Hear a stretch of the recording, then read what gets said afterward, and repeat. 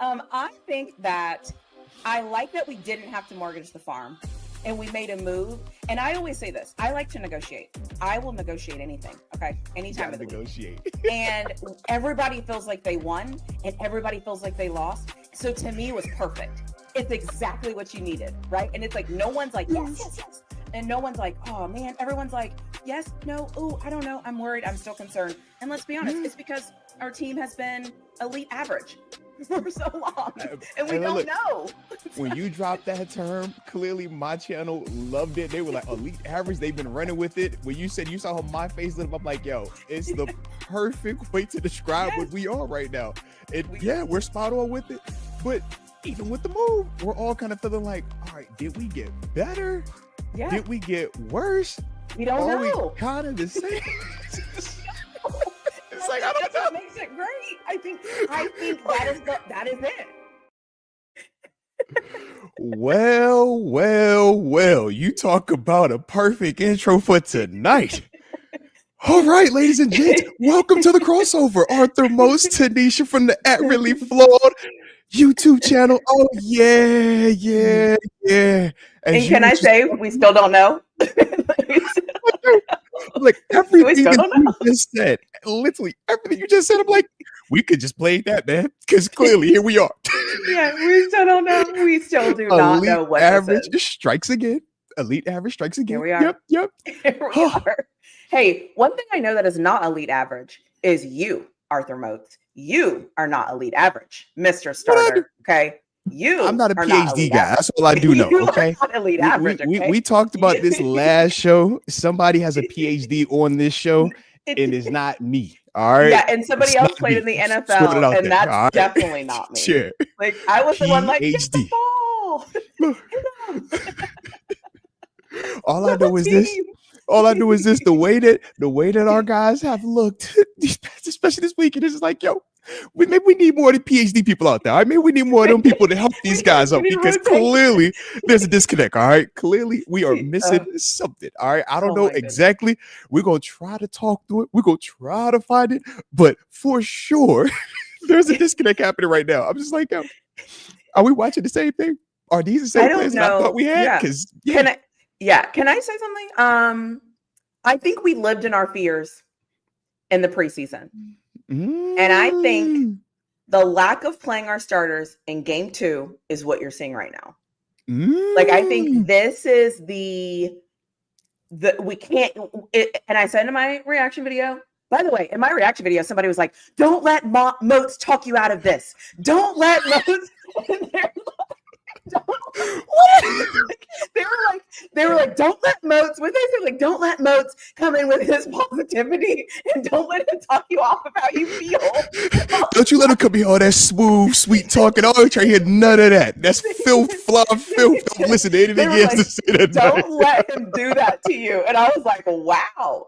So yeah, I think we lived in our fears a little bit. And I think what we're seeing is, I think this defense is like a step or half of a step or a step, like we're a little too slow. We're not reacting. And I think that not having that game 2 just moment where we could go out there and run and do it. And I get it. Everyone's like, we're paying them this. We're doing this. We're doing this. They've never played together. Never. And you didn't play them because you lived in your fears and you were fearful of them getting hurt. So you didn't play them. So then we have our first rounder playing in game 3. We already know he got hurt. You know what I'm saying? So now as I'm looking at week 2, I'm like, we look like we're in the preseason. That's a problem. Like, that's a big problem to me. So anyways. And look, shout out to TaNeisha. All right. I like this. We get in prime time, East Coast and Central Standard Time, prime time. And she said, look, we gonna rip the Band-Aid off. We ain't about to have none of this. Look, no, I got something to get off my chest. You know what? I like your energy, okay? I like your energy. So look, let's hop right into this thing, all right? If you're new to the channel, subscribe. If you're just tapping in, hit the like button on both channels while you're at it, all right? Because, yeah, we do got plenty to discuss. And I love where you started at. I would agree with you. Yeah, when you don't play in the preseason, this is a byproduct of that. When you talk about weighing the rust versus health, this is some of the downside to, leaning more health. And you have to understand that, right? And I think that this is also why when we were talking leading up to the season too, that middle week we were like, hey man, you might want to give them the first 4 games just because they haven't played together. They haven't had preseason. We were more focused on offense because of the Aaron Rodgers element. But you brought up a great point when you're talking about defensively. We got multiple people, not just the Jalen Ramses of the world that we know of, the Darius Slays that we know of, but now when you talk about some of the injuries that we're sustaining, we're having to go into guys like, let's see, Cole Holcomb and Carson Bruner getting significant snaps. Jack Sawyer out there playing a lot more significant snaps, but instead of them playing with guys that they might have been with in the preseason, they're out there with Cam Hayward or TJ Watt. And it's like, you got to get adjusted to those guys, and they kind of have to adjust to your style of play as well. And you're kind of getting all of that. And the other part that does suck too, but at the same time, who cares about the excuse element of it, right? Some people are masking as context, but either way, it's like, you try to avoid the injury part by sitting guys in the preseason, but you still don't even have a fully healthy defense just yet. Correct. I know we're going to talk about it. We're going to be critical of it, and rightfully so, but it's like, we go say highest paid defense, and we like, well, yeah, the first rounder ain't out there. We know Joey Porter Jr., he ain't out there right now. Shoot, as the game progressed, we know multiple bodies drop. Highsmith's still not back right now. Obviously, he's going to be probably gone for about a month now with the high ankle. Like, dang, what we were trying to kind of gauge in, or not gauge, but guard against, you still had happen. And that's the inevitable part of the NFL. And that's the sucky part right now. I'm hopeful that these dudes come back sooner rather than later. When you're talking Derek Carr, when you're talking Deshaun Elliott, another dude that from a physicality versus the run standpoint, you felt that absence this weekend. I felt like, I was like, knocking back that way. Yeah. And somebody just said hello, PhD in the chat. Hello. See, shout out to the bro. She's super smart, guys. She has a whole PhD, like capitals. Like, you know the thing when they like, you got to go to school forever for, and you get them cool hats and they do all the like the ceremony and stuff. That's what she actually did. I know y'all think it's cool. I played in the NFL, but dude, PhD. All right. PhD. Don't let her minimize that. How many people you know in your phone right now has a PhD? That's the real question you have. How many people got a PhD? We watch YouTube all the time. You can see a lot of NFL players on YouTube. How many PhDers do you see on YouTube though? All right. She's a PhD. Just remember that, man. All right. She's PhD. And she's a Steelers fan. Shout out. It's just double positive over here. Let's go. That is so funny. Thank you, bro, Barry. We appreciate you for that, man. I saw that. That's hilarious.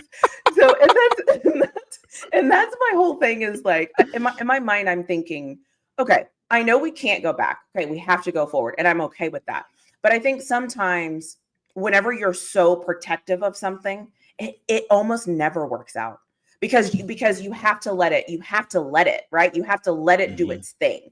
And you kind of have to see it. And I feel like if you get cooked in a preseason game, you kind of can make some adjustments because you're like, we got to practice that for the next 3 weeks. You know what I mean? Now we're seeing it in real games. We don't get to, this isn't a do-over. Like, this is the time. And I think it was a missed opportunity. And now that we're here, I feel like it's the details, right? Like, can I just say something also? Aaron Rodgers threw a dime to Pat Freiermuth. Was it Freiermuth? On the the first drive, whatever, and he dropped I know what you're talking about. It was like right on the sideline, right. He's your leading job on the side. is to catch the football. He threw that ball so well; it hit him in his hands and everything. And we didn't talk about it because we got the penalty. But in my mind, I'm like, okay, that's one. DK, catch the ball, bro. Like, come on, baby. Come on, DK. Come on, baby. Catch the ball. So it's like, and again, they didn't play. And I'm not excusing them dropping passes. Their receivers, they need to catch the football. But it's like those little bitty things. And this is what happens. Like we didn't do it. So it's like, hey, you haven't done this in 8 months, but that's okay. Go out there and catch the football. Like, no, they didn't know Aaron Rodgers is still going to be dropping dimes in games. Anyways, I just think that we're a step. I feel like we're a step too slow. The defense forgot that they were supposed to play defense. They forgot the game was on Sunday. They forgot. Their effort is terrible. And it's just like, it's like, come on, like start it, like go. We're in the game. I'm with you. So yeah. Well, I would say, man, just piggyback on everything you just said right there, right? When we're talking about the overcorrection almost of don't play anybody in the preseason, I always say this. We've seen it happen time and time again. You have one extreme happen, and we overcorrected the opposite way. Mhm. NIL transfer portal is a prime Right. example of that due to college football. Everybody was like, hey, it's not fair. So you got to go all the way this way. Well, what was everybody complaining about last year when we found out our starting quarterback pulled his calf muscle in training camp pushing a sled? It was Yeah. like, bro, what? He got hurt doing what? So to me, I looked at this and I was like, oh, they are on the opposite end of the spectrum We're now. not gonna You're not going to overcorrect. do anything that is going to Mhm. hinder what we want to do going forward. Because we saw, man, he missed the first 6 weeks. He missed all the training camp. And it was like, well, dang, what are we even looking like? And now it got weird because Justin Fields played well those first 6 games. Mhm. So I thought this whole preseason specifically was the byproduct of what happened last year. Because of Fair. that, it Yeah. was like, yeah, we're not going to take that chance. And now we just have to live with, okay, you had your guys healthy week 1. Check that box off. Heck, you even won week 1. Heck, the quarterback even looked good, right? But we're now Great. seeing some of the little things because the difference is this, that quarterback, we joke about the age as a negative, but let's also highlight the experience. And that's what sets him apart from a Pat Frymouth who's not even 6 years into this league. We talk about a DK doesn't even have 10 years in this league, right? We go down the list and it's like, so who are the players that we see making plays right out the gate, right? We talked about Jalen Ramsey. This ain't his first rodeo. We've highlighted TJ Watt, some of the plays he's made, but even with him, we're like, we feel like we can still get more about you, right? Mhm. Even Cam, we saw him making some plays. It's like, yo, we know some of the dudes, but at the same time, you still see, okay, the other players, right? The non-super established vets, where it's like, dang, you're making some good plays, LBs, and then you got some plays where we're like, bro, right? We talk about the receivers. It's like, man, DK, mixed bag. 1 minute you dropping the layup, next minute you making the hardest catch. We're like, how the heck you make that one? You drop this one, right? So that is a byproduct of the lack of reps, right? Lack of game reps, preseason reps.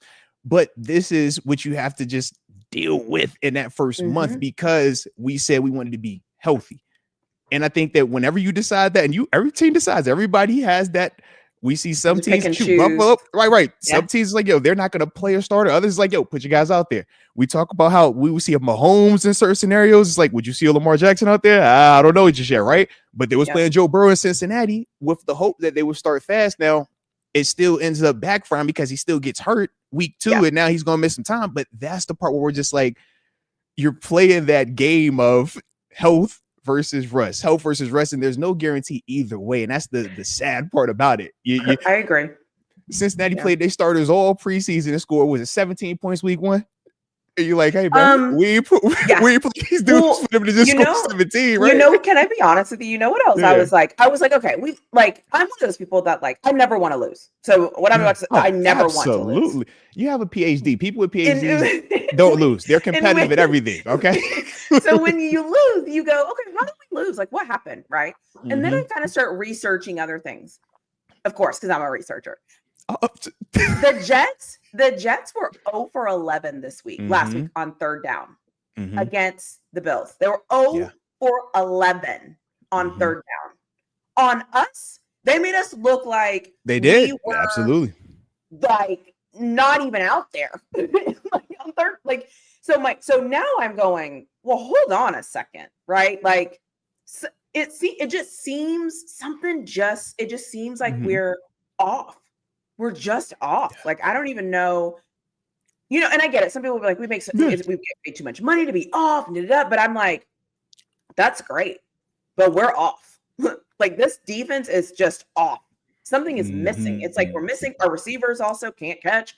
We do packages in the red zone. They work, and then we don't go back to those packages in the red zone. I don't get that. We're still doing the stupid toss with our little bitty running backs. I don't understand that. It's like, what's going on? Like, somebody tell me what's going on with this.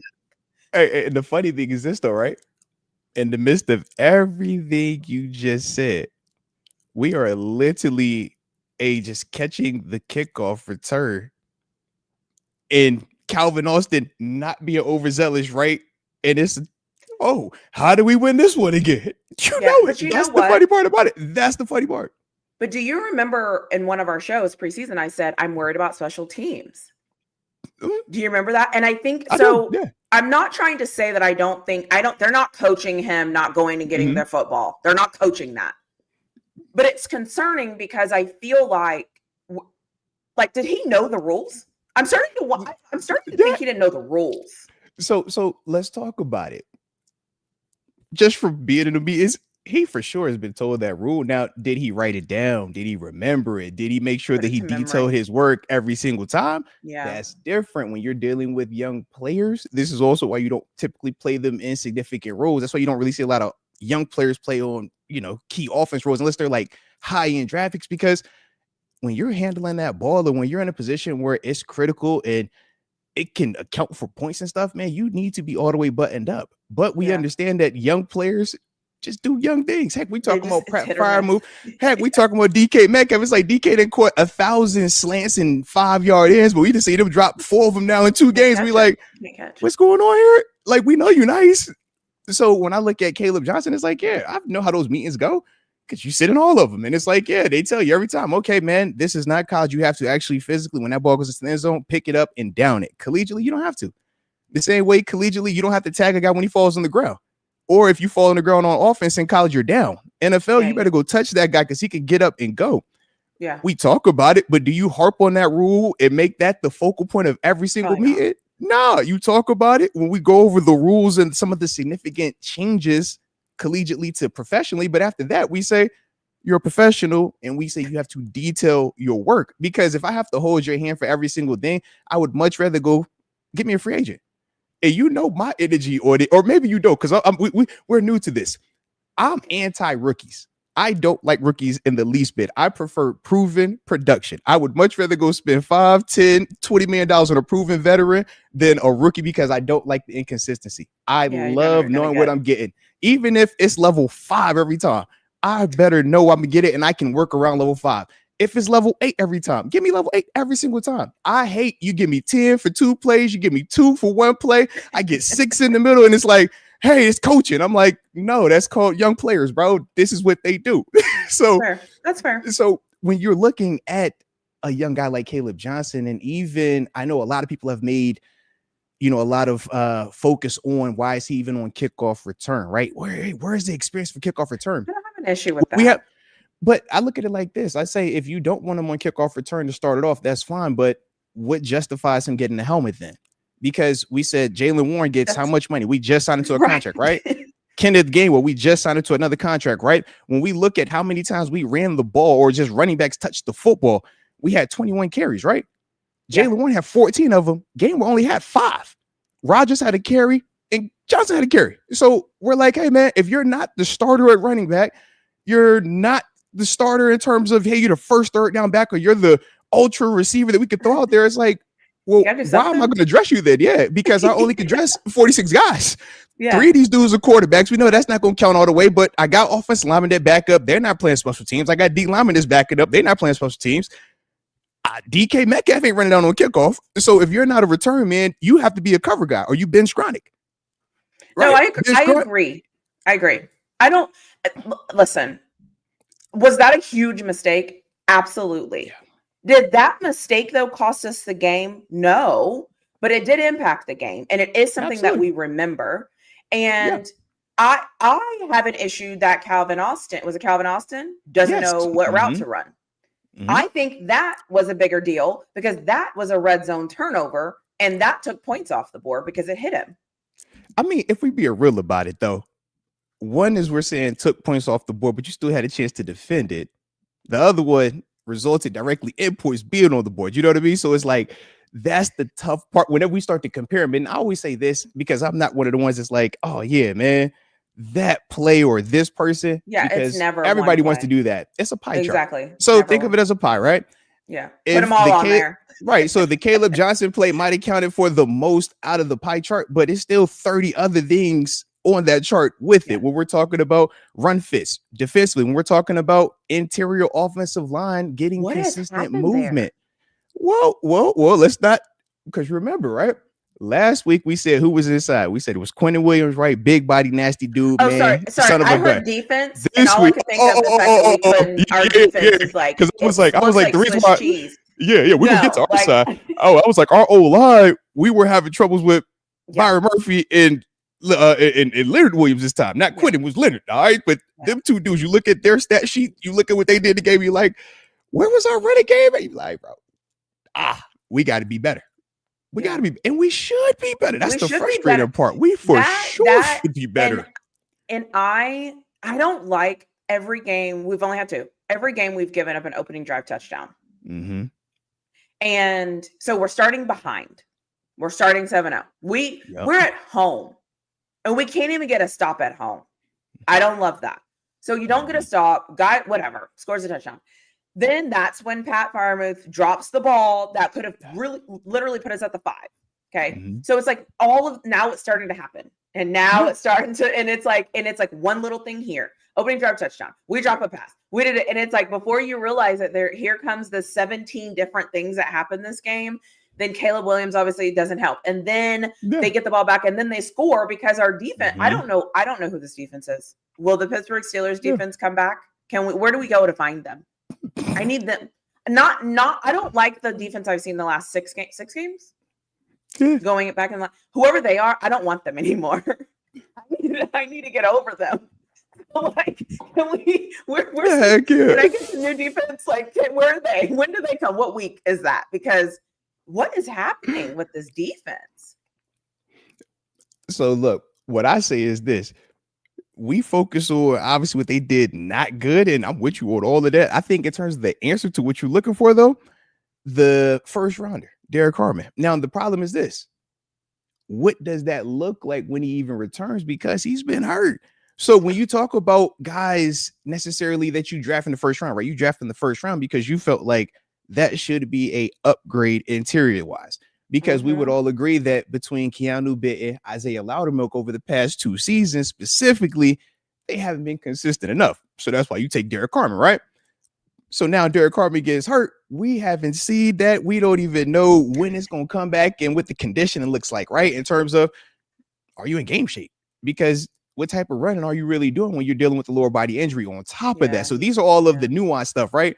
Because he's going to get out there in a week or 2. We all going to be like, why didn't it look perfect? It's like, hey, bro, it's that first 4 weeks, right? It's that first 4 weeks. You better give some time.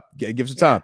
But this is, part of it. When you're talking about just NFL, big picture wise, this is the first month of the season. And this is why we always, as players, we don't get too high or too low about it, because you'll see some teams come out in September and look like world beaters. We'll be crowning teams. Oh my God, they came out the gate perfect. And in November, we're like, where did they go again? December, we're like, who are they? Who won? And then and throughout at least our lifetime of Steeler fandom surrounding Coach Tomlin, it's the opposite.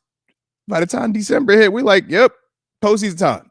All right, feeling good time. Now we know of recently, these past 5 years, we haven't got the exclamation point at the end of it, right? Where we're like, yo, we feeling great. It's like, dang, bro, like what's going on?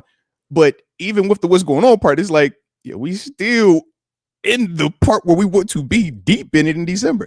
So that's the part where I'm like, I know we feel a lot of passion around this early on, and rightfully so, but give it some time. Just breathe a little bit. You gotta give it some time, because it's you prepare the Thanksgiving meal. You feel me? Yeah. It's not ready. It's ready right now. Yeah. My biggest thing is effort. And again, I wasn't in the stadium, right? I wasn't there. So somebody in the chat might have been in the stadium, so they felt differently. I just feel like the effort, I don't know. I just felt like, are we not in shape? Are we like, I don't know. It just something in my mind when I'm just watching. Like, I'll be honest, on the touchdown, I think it was like 3rd and 4 or whatever, and he just like ran through everybody and scored a touchdown. I was like, did we try? You're talking about the last touchdown, the third. It was like 3rd and goal from the 19 though. Yeah, that's the one everybody was pissed off about. Absolutely. Yeah, like, did we try? Was that an effort? Even the first drive of the game, when you're supposed to have all your energy and fired up in the first home game and all this, I'm like, are you like, the ball kicked off? Are we like? I don't know. I don't know. Again, I don't know what that is. I don't know if it's the end of the game when we're tired and we're not in shape. And no, we didn't try. Like, I don't know. It just, those are the things where I'm like, can we just show effort? Like a little bit of effort? Like, dive? That's the frustrating part. That's the part where you look at it. He's like, hey, you ain't playing that game, so you don't got to answer that. They played it. They got to answer that way. It's like, I can tell you what I saw from it, but effort-wise, like, that's a they answer. That was so weird. It's weird to see that too. Again, as a Steelers fan, right? Because we have a standard and we're used to a certain thing. And we're also very aware of who our team is. So I think we need to, until they show us they're not who we think they are, as far as where they've been, that's what we're going to think. But yeah, I mean, shout out to Chris Boswell, who remains the most consistent player on this Pittsburgh Steelers team. Hey, shout out to Bos. But what can we also, though, if we go turn the page to a little positivity, what about Broderick? Everybody was super duper loud on Broderick game one. And we were the ones that were like, take a deep breath, hold on a second. So the same way we look at Broderick, we're like, okay, you could improve from week 1 to week 2, and we can noticeably point to that. Everybody else can do the same. I really hope. Can do the same. Because you think about this, right? If I asked you on offense going into week 1, who was the player that you had the least amount of confidence in? The majority of people would have brought up Broderick Jones, right? 100%. Yeah. So if that's the person that we felt had the least amount of confidence in, but we said in week 2, you can make a case that outside of Zach Frazier, he was probably our best offensive lineman, right? It's like, man, that was just from week 1 to week 2. Yeah. And if that's the guy that we all as a consensus was like, yo, that's the one we were most worried about. So if he could do it after 1 week and surprise us, it's like, yo, get a dude some time, man, because we know what the other talented dudes can do. We know what they're capable of. But you remember who played in all preseason? Broderick did. So I'm like, okay, let's see it. Now, okay, you got your bumps and bruises out the way. Let's see if you can keep it going now, because that's the other part. We see what this matchup will look like this weekend for, but you got to keep doing it. But when I look at the other guys, I'm like, okay, the same way that can from 1 week to the next week change the narrative, what's stopping anybody else? We'll sit up here, we're going to talk about, the guys, but it's like, you go out here, you make a play next week, we ain't hollering about that. Nobody cares about that. It is literally that simple, and that's the beauty of the game. We're like, as long as you got a game next week, week to week.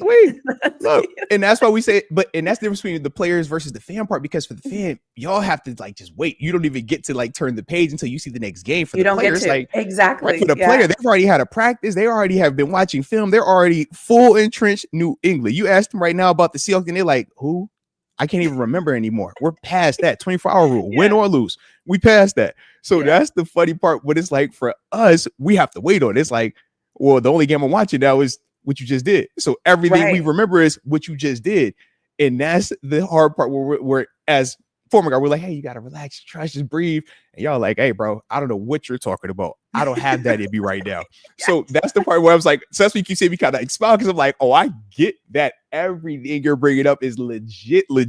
You know what I mean? But it's just like from the other side, and we're like, yo, that all gets worked out naturally in these first 4 games. First month of the season and is wacky. It gets weird, but you got to work through it. And I know we say hope, and sometimes hope still seems so distant and far away.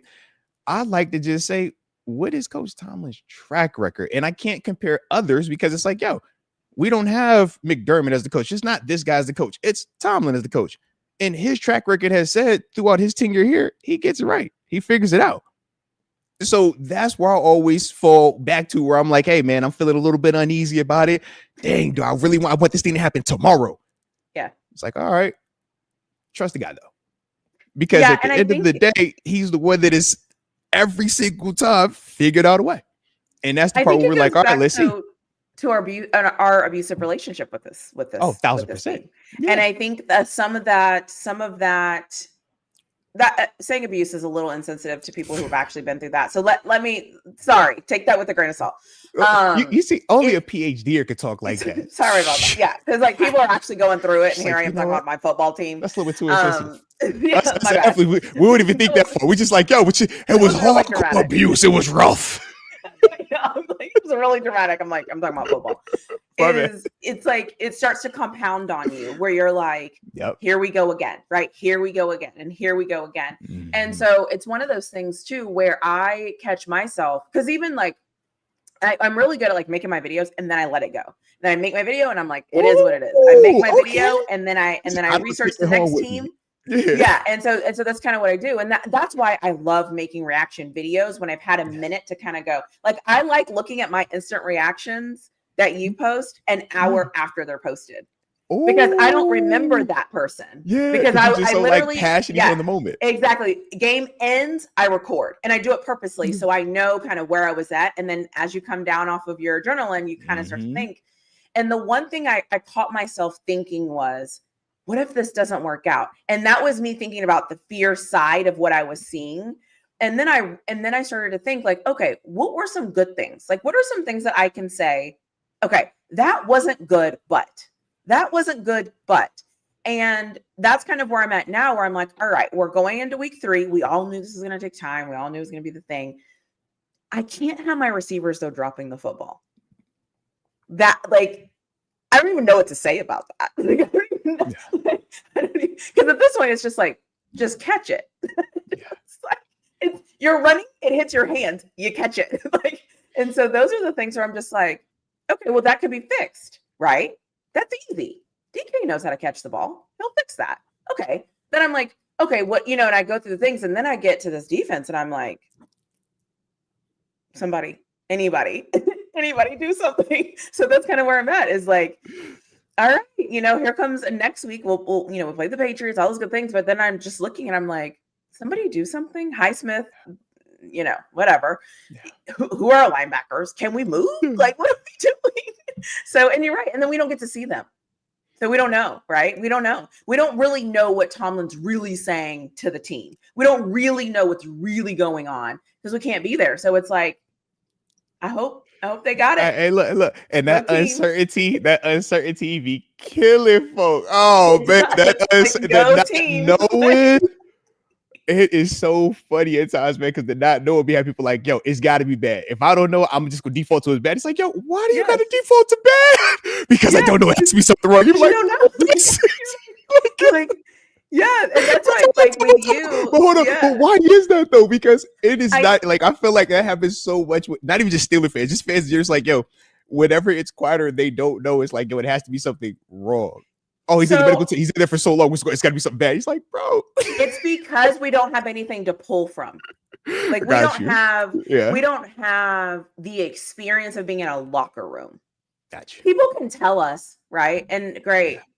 But we don't have the calming. I think the joy of probably being an NFL player that you probably don't even realize you had because you were in it was that contentment that you have next week, and you are going back to work the next day, and you get to move on, and you get to.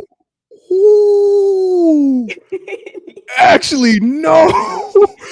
But I'm saying, like, you don't have anything to. You have people around you that can kind of tell you, hey, it was this. Hey, it was that. Hey, right, and people can help you through it.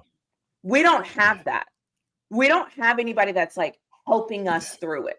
Like, no. We turn on ESPN and it's drama, negative skies falling. And that's YouTube. What we're getting to. Yeah. That's what we're getting to. So, right. So, but when you go to practice, you get to go in a room and shut a door, and the coach gets to say, all right, this and this and this. And we're still sitting at home like, are we good? And that's the beautiful part of what we're doing here, right? In terms of, I know my intent when I even started my channel was like, yeah, we're gonna have fun, but I want to educate. So when we have this in between time, we're like, what went on? Is it effort related? Man, what happened in this play? Yeah. I take it upon myself to make sure I still watch that tape the way that I would if I was playing, so I could give you those answers, right? So let's talk about some of these things, some specific stuff, right? Obviously, on that last touchdown play that you brought up, man, you brought up the effort. I wasn't necessarily so caught up in effort as I was caught up in the technique and the eyes, because what that did, it put them in positions where you don't even have a chance to make this play. So when I look at a guy that is like, all right, you and me both know you're not making that play, so that is why your run is what your run is, which we all understand that. But let's go before that even took place and just simply say, if you have your eyes in the right place, you're not stepping left behind this block, you're a step in front of this block, and now you're over top of it. So now that running back has to stop his feet and cut back. And now everybody that is chasing, everybody's off, has a chance to make the play. But what ends up happening is this: you have a D lineman or two not in their gap the way they're supposed to be. You have two ultra athletic linebackers who, prior to the third probably to the end of the third quarter, I thought we're putting together some hot tape, Peyton Wilson and Patrick Queen. They looked good for a stretch there. But on that specific play, something that they did earlier in the game where they made plays from it in terms of running around blocks because they're athletic and made tackles. One of them was tackle for a loss. This time, because nothing pulls it up, both linebackers go back door, and it's like, yo, there is nothing stopping Kenneth Walker from being north and south. And now we're looking on the backside, and it's like, all right, which D lineman 20 yards away is going to try to be hyper speed to go catch this guy that has a 20-yard sprint with a full head of steam? And that's the part where I'm like, I looked at the effort, I'm like, yeah, if I would have just holler at, like, not to be like that, but it's like, yo, if I would have just like point to something, yes. But me understanding just how it started, and it's like, yo, you put yourself in a bad position by just that part, but you not having this part. And it's that's happening. But that to me is not training camp, that's preseason. And that's the part where you keep hearing me say first four games, patience with it, because that's what you get used to, the speed of it. Man, you backdoor play because in training camp, that guy coming up, that running back, the speed is different. When it's a regular season game and that's Kenneth Walker and he's ready to put his foot in the ground and get north and south and show you how fast he can really run, that's a touchdown. Yeah. But those little things, you get through the feel of it, because there's certain plays in that game where I'm watching those linebackers. I'm like, hey, bro, y'all cooking. Like, you really shooting some gaps. Like, let's get after it, man. We not trying to just be out here. We trying to make plays. But then you can see where, all right, bro, you was too greedy right here. Your eyes weren't good right here. That comes from just the lack of it. Hey, even with PQ, because I was like, man, I'm always, I don't like when he be getting the bad body language. I'm like, I don't like how it looks, right? But I'm like, bro, I look up and it's like, yo, he's dealing with a rib injury and a wrist injury that happened in the game. So I'm like, okay, I don't know how significant that was. You stayed out there, great. But it's like, man, when you decide to stay out there, you know the rule. And I don't know how y'all do it as fans, but as players, we say, if you're on that field, you're healthy. We do not care. We don't like, fans will make this, hey man, he was hurt when he went out there. If you step on that field, I don't care about that either. You fair game. You're fair game. Yeah. If you want to use the injury excuse, stay on the sideline. Like, exactly. We don't care. He only has one hand. I do not care. I've seen Jason Pierre-Paul go out there and get 10 sacks with 7 fingers, bro. Yeah, we do not care. You're either a player or you're not. And that's why even Boz that shit when he was hurt and he was kicking, it's like, you saw how we reacted the same year. It was like, hey, bro, they looking at you funny now. Now you got to go out here and reprove yourself because you decided to do it for the team. All right, it's cool. Yeah. But this what comes from that. And that's the messy part at times when fans would be upset about, like, why is a player not out there? Why? Because it's like, yo, it's the double-edged sword. You watch a guy late in that game that's playing hurt, you like, hey, bro, what's up? But then if he sits out, we like, hey, bro, why you ain't out there? Play through it, be tough. So we always say, man, you can't win either way. So you have to do what you feel the most confident in, do what you feel like you believe in the most, in which you can go to sleep at night and just wake up and be like, you know what, man, I did my best there. Yeah. And that's, and early on, that's kind of what we're getting. But like I said, after those first 4 games, you're going to have a bigger sample size, because right now it's like, okay, I look at 1 week, I see certain things that I did like, right? Jalen Ramsey, it was like, man, you kept a little in it all last week versus the Jets. We look at this week and it was like, I love the interception, but then it's like, man, you gave up a couple of explosives.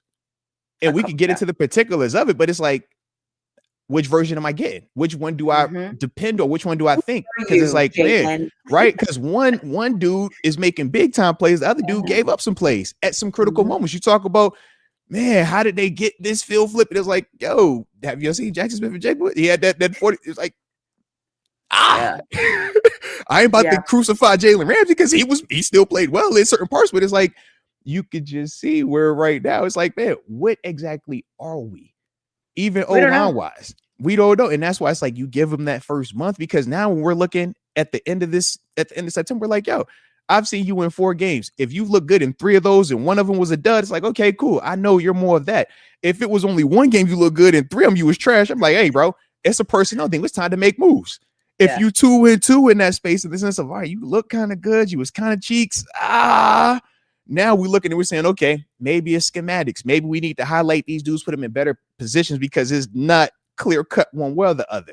But it's hard to determine all of that based off of 2 games where 1 game you scored 30 plus, the other game you don't. 1 game you allowed 30, but that 30 versus the Jets felt way different than this 30 that we gave up versus the Seahawks. Yeah. And that's the part where you just like, you could just see where even though points were scored and it's back-to-back 30 points, back-to-back 100-yard rushes, we're like, the flow of both of these games still feel kind of different though. Very It was different. weird. Very different. Yeah. You know what? It was, I think it's because the Seahawks game reminded me of a normal Steelers game. Grind it out. Let's see what happens. But we're usually on the flip side of it.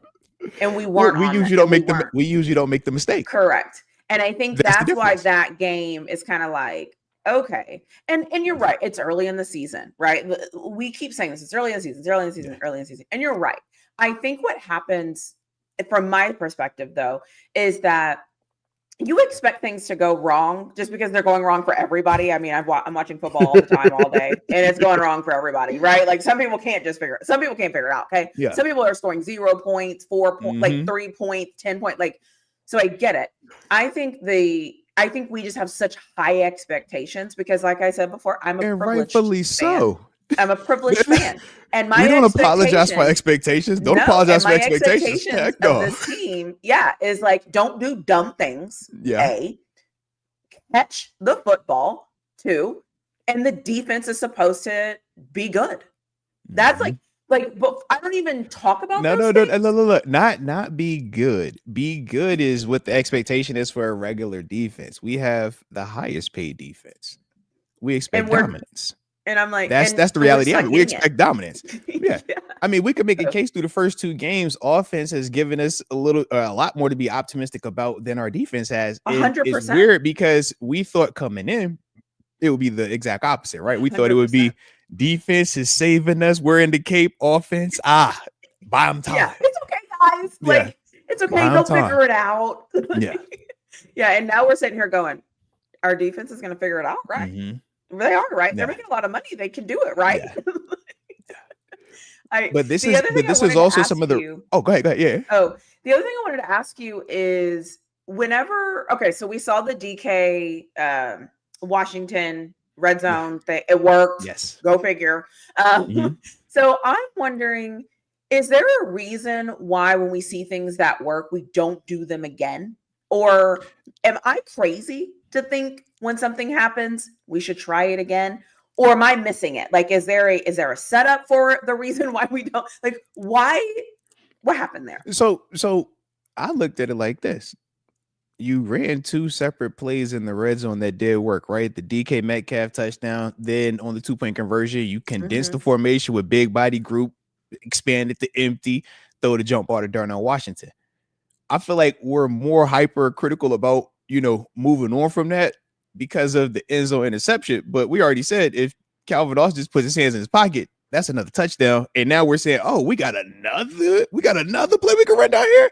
And that's my only thing with it. It's like, I'm always torn between, you stick with the same thing over and over. But then when you do that and something goes negative, the people holler, well, why didn't you change it up? And you're just like, well, outside of the tush push, right?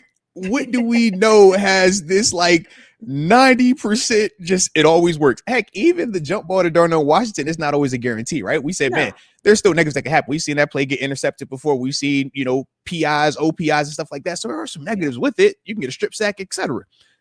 But it's just like, man, when we see something work and then we turn around in the same game, get in a similar situation and we go a different route, rightfully so. Everybody's gonna have that question. So I'm not even tripping on that. That's why I'm like, yo, you 1,000% right asking it. I just know from that side, that's how they look at it. It's like, that's how they're looking man, we had that as well. Now we can talk about everything that transpired because that play didn't work, but let's not lose sight of that's a touchdown. And it wasn't because of a defender making the play. Our own guy made the play. And that's the beautiful thing in the nastiness because you can make it either way, right? We're like, either catch it or put your hands away and Muth is going to catch it. But either way, that's the part where we once again go back to, you got to get the reps, right? And Calvin Austin, no preseason, but not because they set him out. He was hurt. So you look at him and it's like, okay, you're getting back used to it. How many reps did you have with Rodgers? So that way, when you're doing scramble drill, when he's pumping and looking like this, hey, man, he might be looking over here to this guy. But I'm thinking it's to me. We saw it work out later on in the game, Jaylen Warren, right? Rodgers pumps. O-line does an excellent job blocking. Jalen Warren scramble drill, wheels it up, gets hit for the bomb, and then before you know it, it's one of our most explosive plays of the season. And then, so it's like, right. But once again, though, but think about the two different players, right? Jalen Warren's here the whole time, practicing the whole time, healthy the whole time, has a rapport with Rodgers. The other guy hasn't been out there the whole time. We love what we saw from him week 1, right? We was over here talking about, hey, if Calvin Austin's playing like that, we don't necessarily need to go be in a hurry to get a wide receiver 2.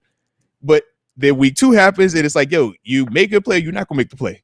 But you kind of in no man's land, and it ends up being an interception in the end zone. And now we're looking at everything that transpires.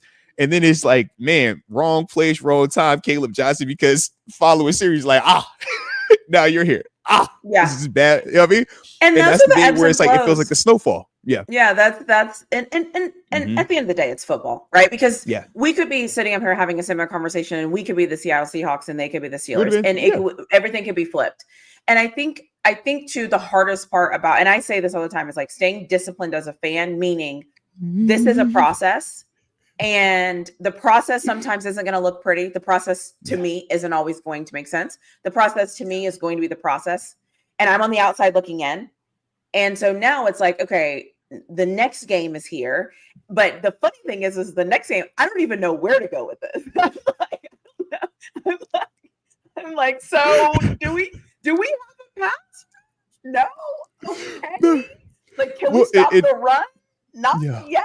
You know, so it's like, and that was the other weird part too. And this was the other weird part, because I remember like watching the game and I was like, man, I really didn't feel the pass rush like that. Then I rewatched it. I'm like, okay, I do see at times where we did have some rushes, but I think to me, and I think this is also what you're experiencing too, our expectations for what our pass rush should look like versus what we're getting right now aren't matching.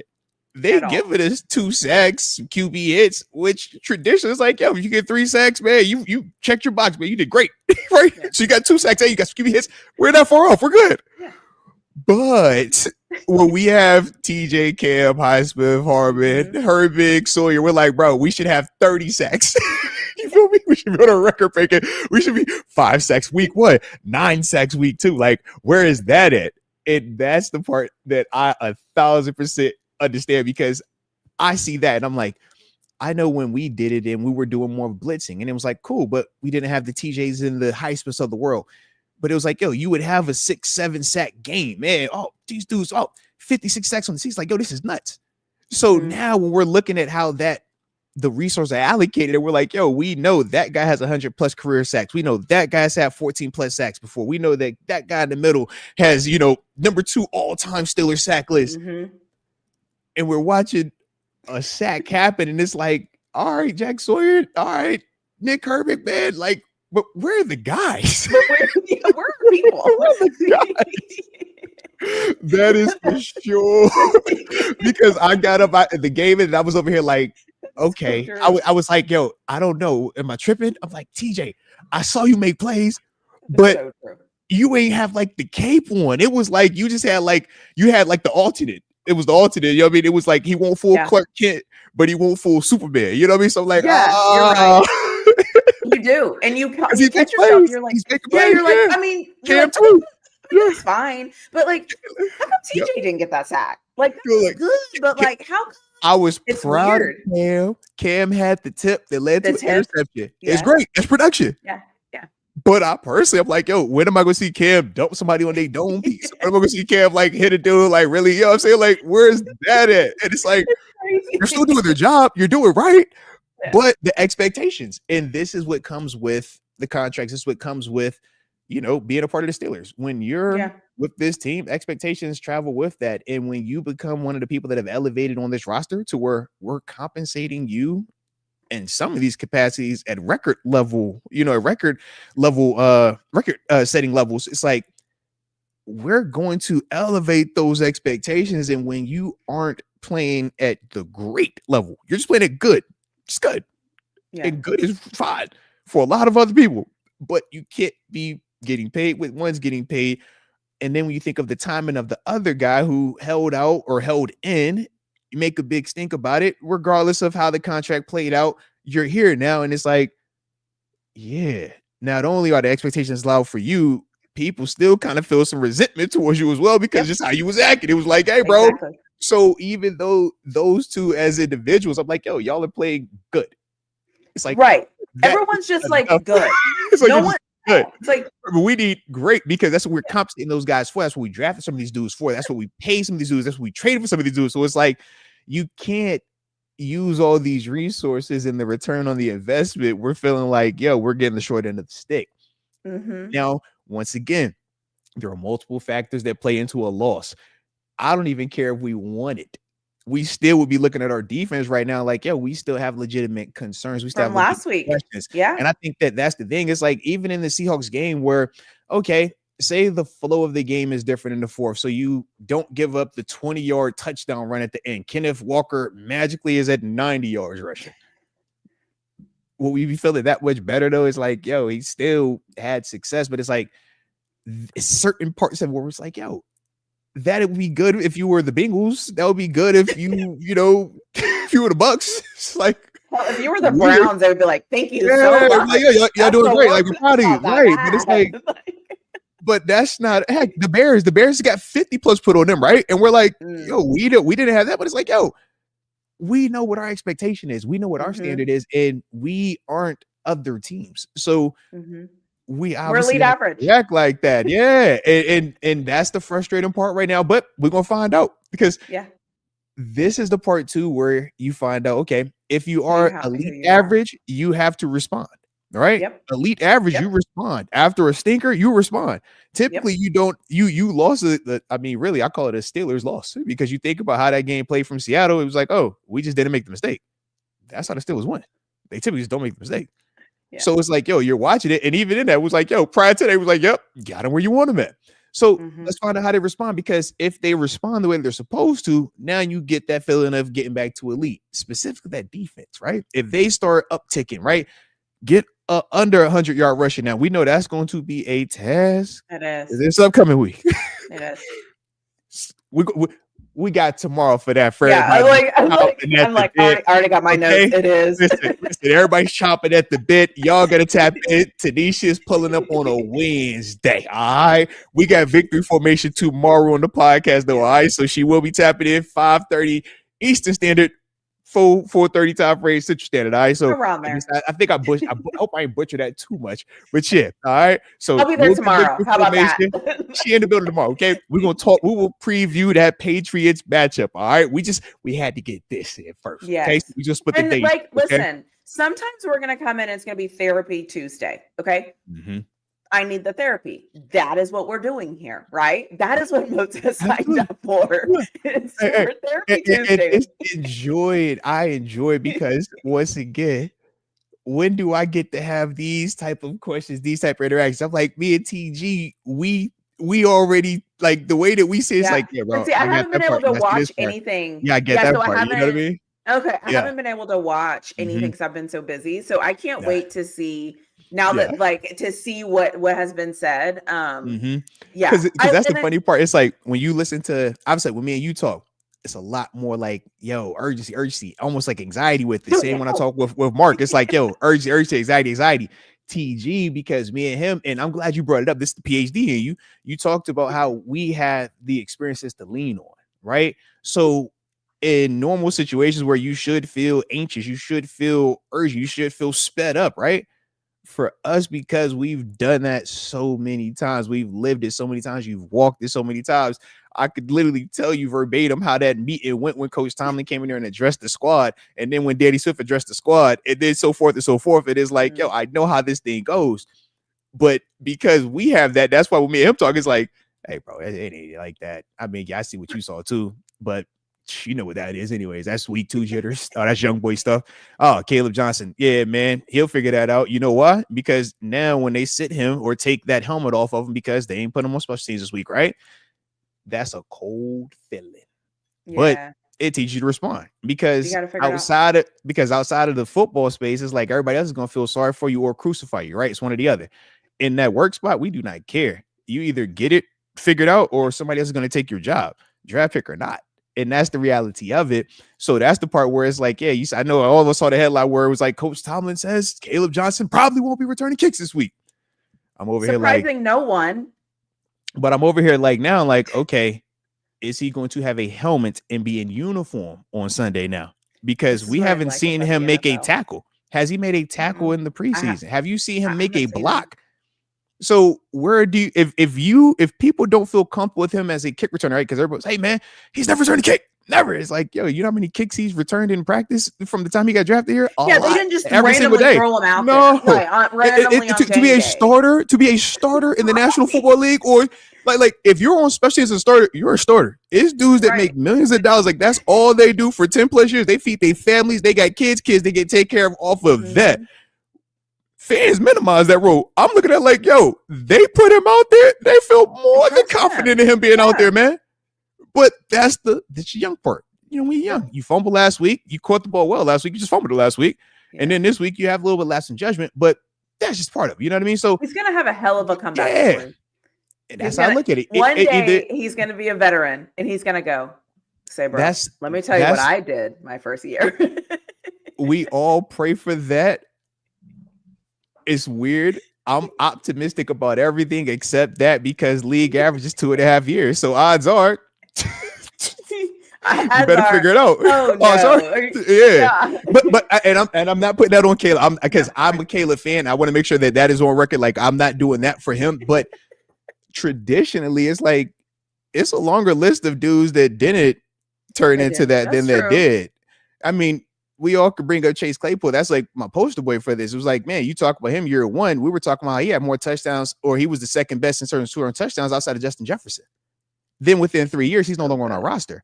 Yeah. Right. But it was a time where we were looking at him in that Philadelphia Eagles game where he scored through the air, through the run, through this. It was like, hey, bro, he's Megatron. That's the guy. Yeah.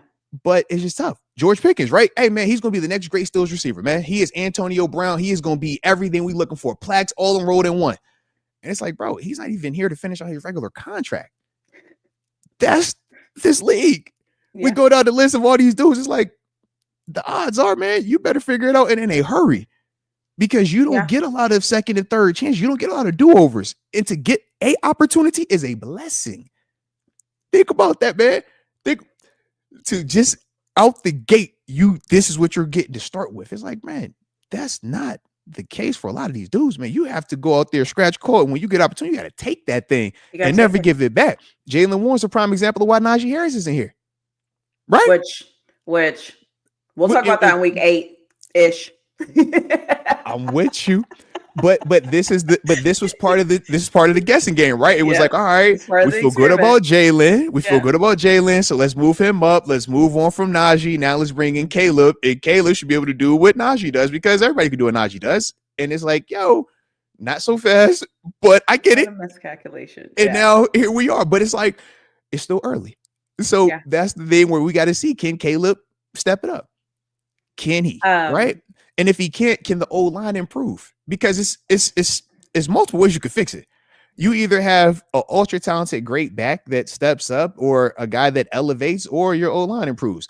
We remember when it was the Marquise Pouncey, David DeCastro, Ramon Foster and company up front, right? And we talked about how L. Bell was God tier, but then from L. Bell it went to D'Angelo Williams. Shout out to my dog.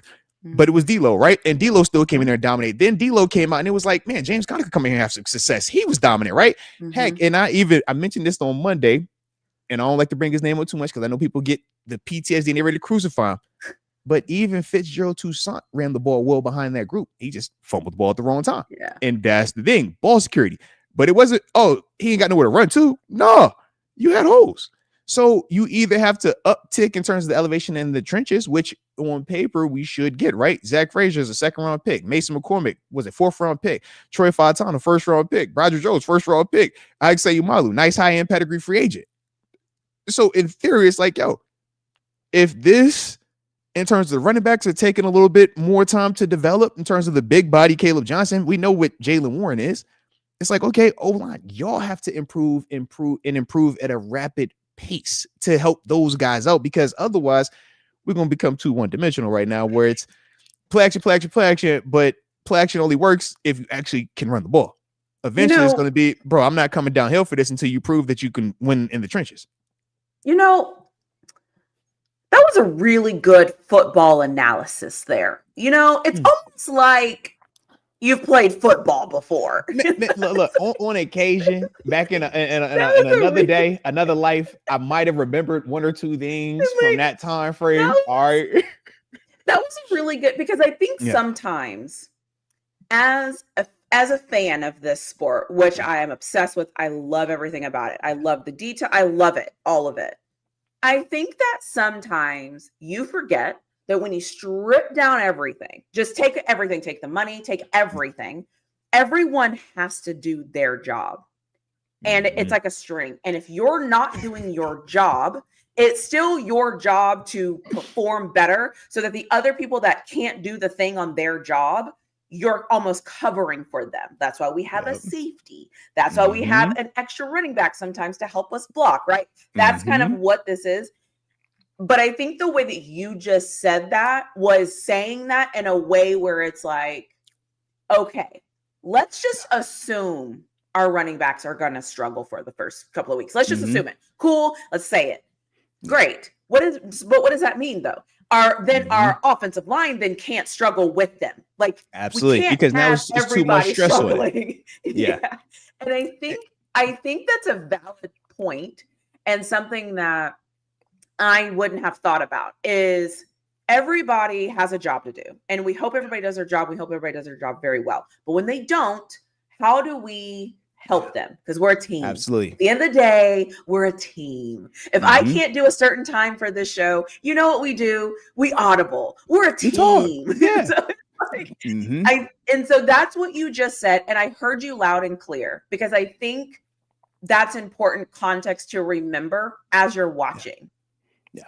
So well, shout out to you on that as well, man. All right. Because, I don't be anticipating getting that response. Usually it's like, hey, bro, I ain't got time for all that content. I ain't trying to hear all that.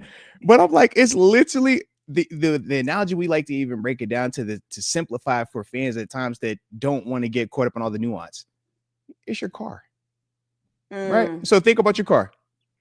Hey, you need everything to work in some capacity for it to do what it does, right? The wheel matters, but does the wheel matter more than the steering wheel? Right? You need both. Hey, does the steering wheel matter more than the exhaust pipe? But does any of that matter more than the actual engine to the car? Hey, man, engine, are you more important than the gasoline? Right. Are you more important than that gas tank? Hey, well, I'm the oil.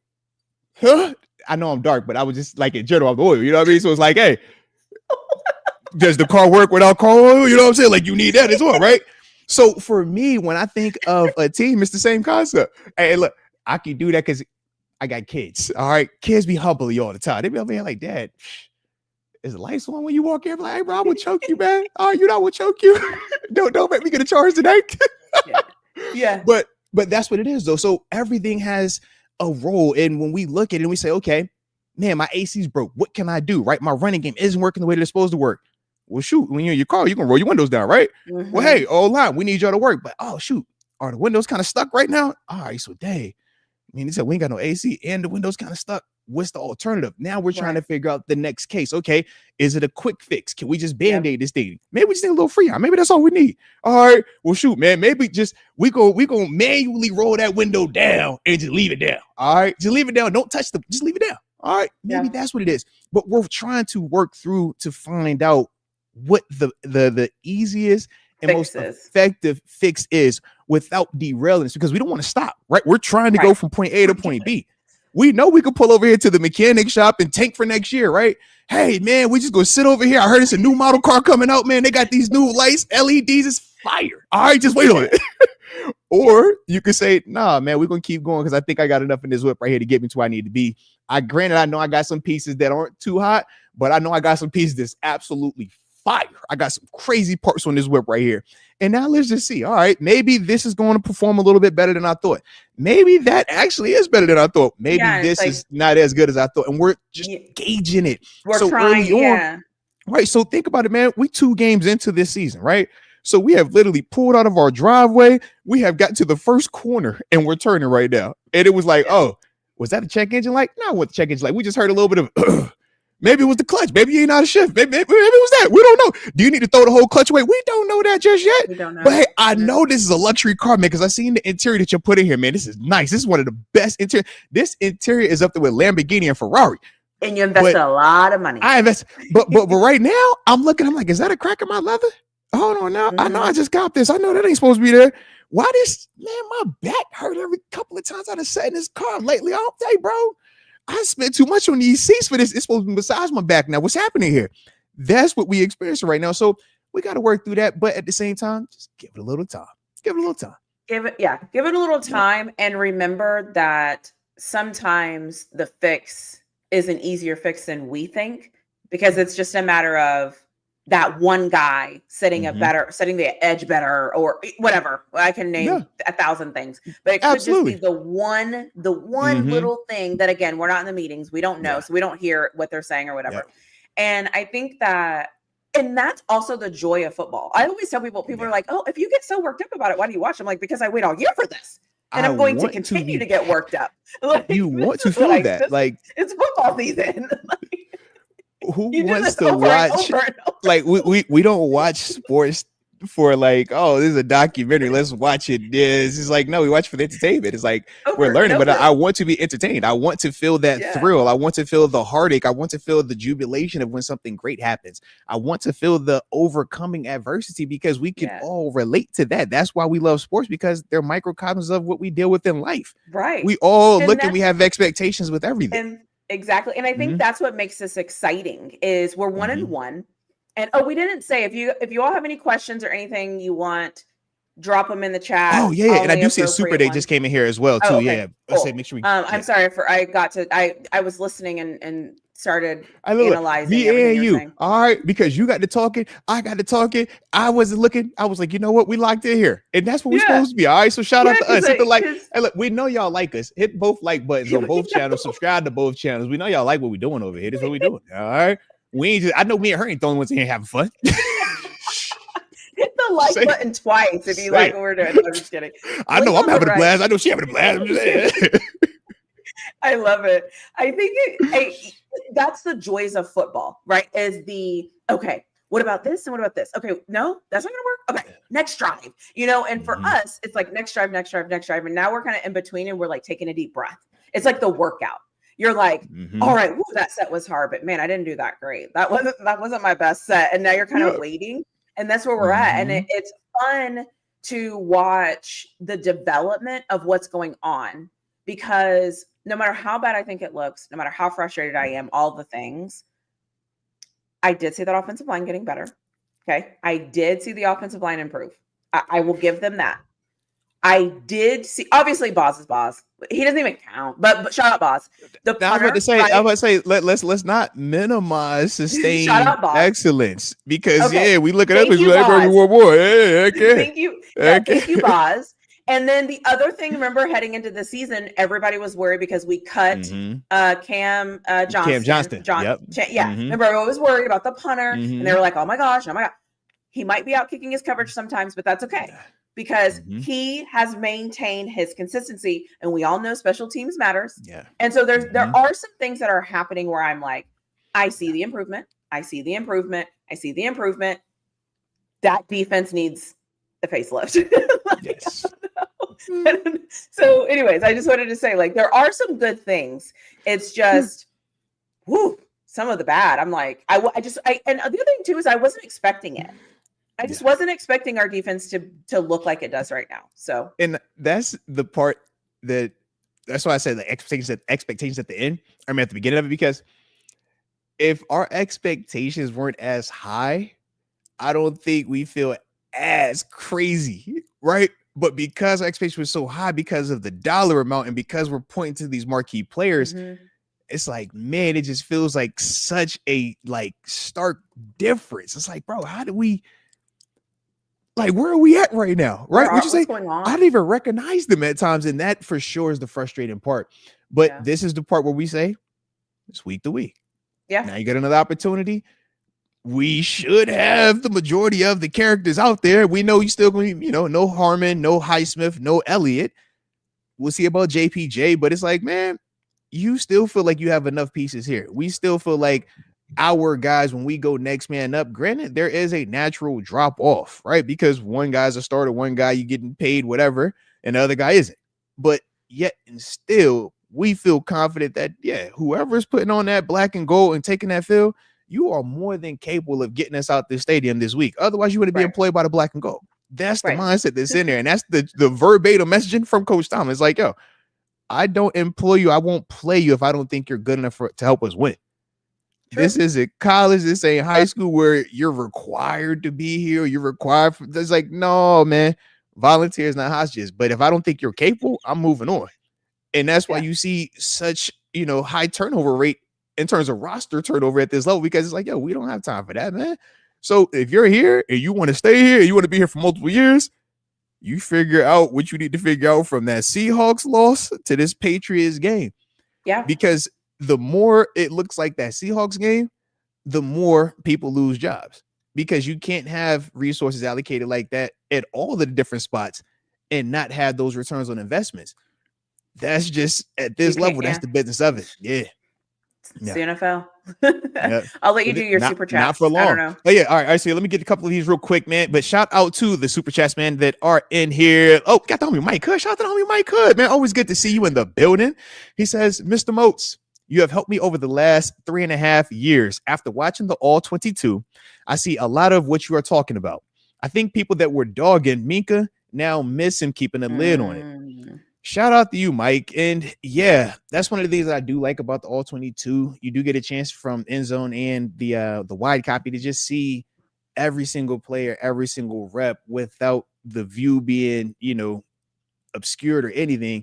And it is a really good informational tool, at least from my perspective.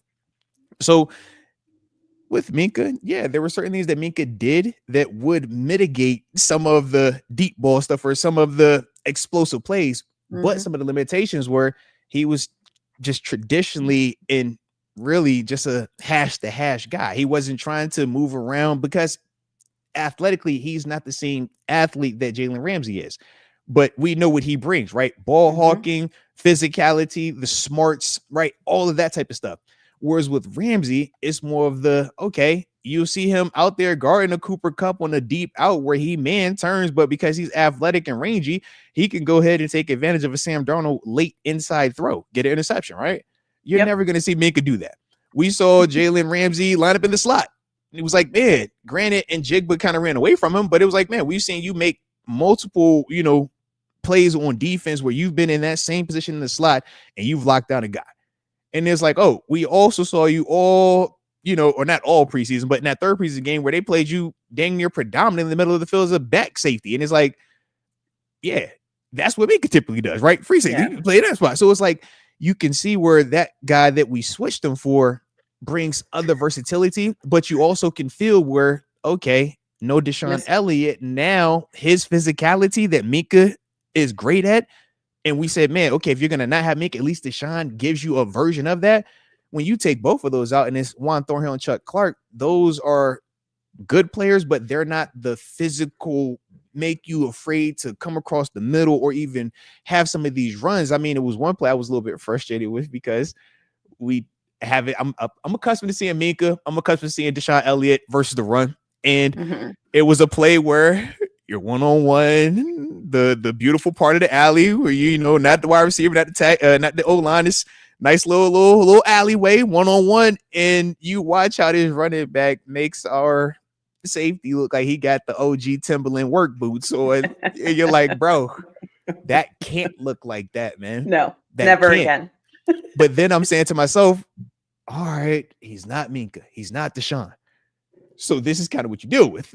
And that's the frustrating part. And we're like, if we were just, saying that this is what we wanted back in, when training camp first started, or if this was when free agency started, we wouldn't have said, hey, man, these are the safeties that we want to throw out there. Nah, we would have agreed with the guys that we had, right? We wanted Deshaun Elliott, who we just paid, and whoever you want to pair with them, great. But to not have Elliott or Minkah back there, and it's like, this is some of the next man up that you got to deal with. They're making plays, but this is also why they went and grabbed Jabril Peppers as well. And it's like, we are going to need more while we missing out on some of these players. But now you got to wait to see how long it takes Peppers to get up to speed. Because what you don't want to do is now implement somebody that doesn't know what he's doing with the other new guys. And now we got, hey, why is this guy running by himself? and guys are pointing doing this.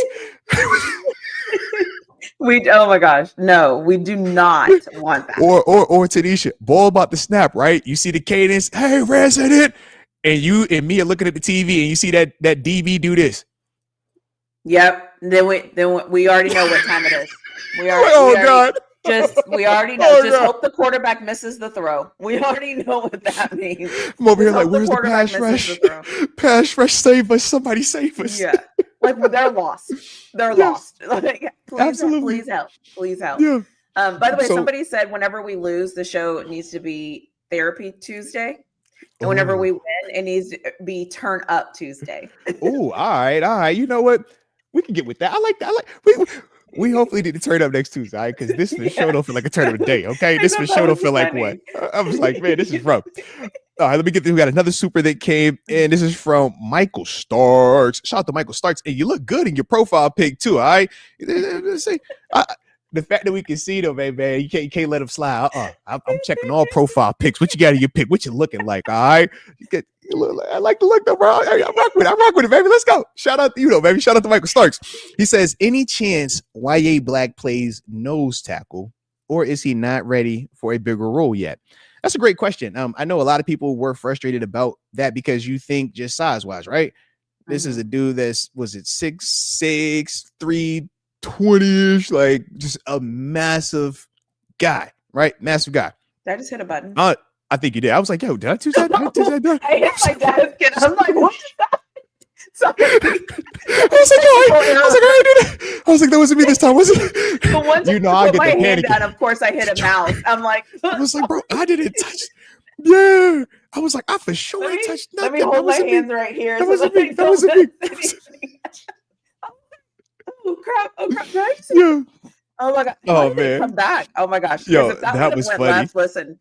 If that goes left, that's it, guys. Like that's it. We're gonna wrap it up. I'm not technical over here. All right, I'm just the fact that when it's on me to start this, I'm like, yo, please just go work smooth. All right, I don't want to troubleshoot. Make just work smooth. Okay.